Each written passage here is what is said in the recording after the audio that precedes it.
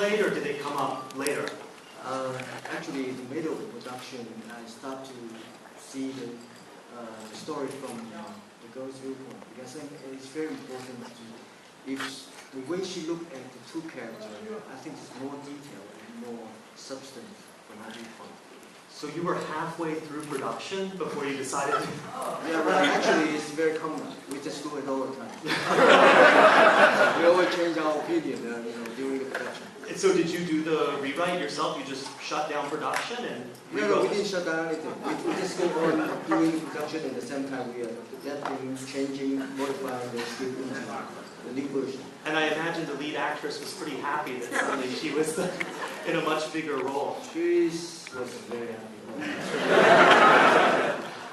So one thing in The Blade that's so different from so many martial arts movies is the approach to the action design. And could you talk a little about the philosophy behind how you decided to approach the action in this film? I think there's there are two kind of rules that we usually see from action movies. Is that the monk or maybe the person who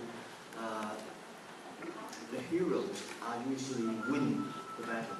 But I think it's the opening of this movie. We start off as like the monk, which is mostly the icon for justice, didn't really win all the time. They would lose, and sometimes the battle is really ugly, really bad. It's really threatening on the screen instead of make you feel like excited, but at the same time it gives you some kind of threat during the battle with the bad guy. It's one thing. Another thing is I try to create a style which is very close to documentary. I didn't use wire work, only two shots with wire work for the safety reason. Other than that, everything is really actually fighting. I wonder if you could just talk just for a minute about, you work in the theater, but for the final battle behind Shark Manufacturer, I was standing in the back and this audience went completely nuts right as that started. Can you talk a little about shooting that and how long it took? Well, that was not very long, about a week. We did this end sequence. That entire end sequence in 1 week? Right. And was one of the wire work shots in that scene? The wire work was early, but the other than that, everything is actually physical, But I'm going to say his name incorrectly, so I apologize. But Zhang Jinjin, the guy who plays the bad guy, who's also an action choreographer, he's coming down from such great height. That's the wire work. Okay. I thought you were just throwing the actors.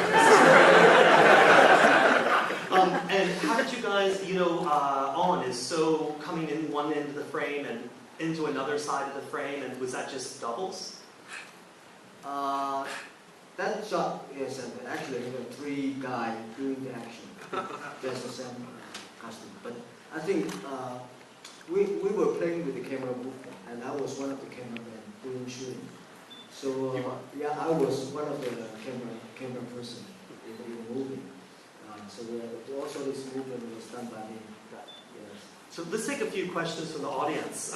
Is there anyone? Yes, we'll take you first.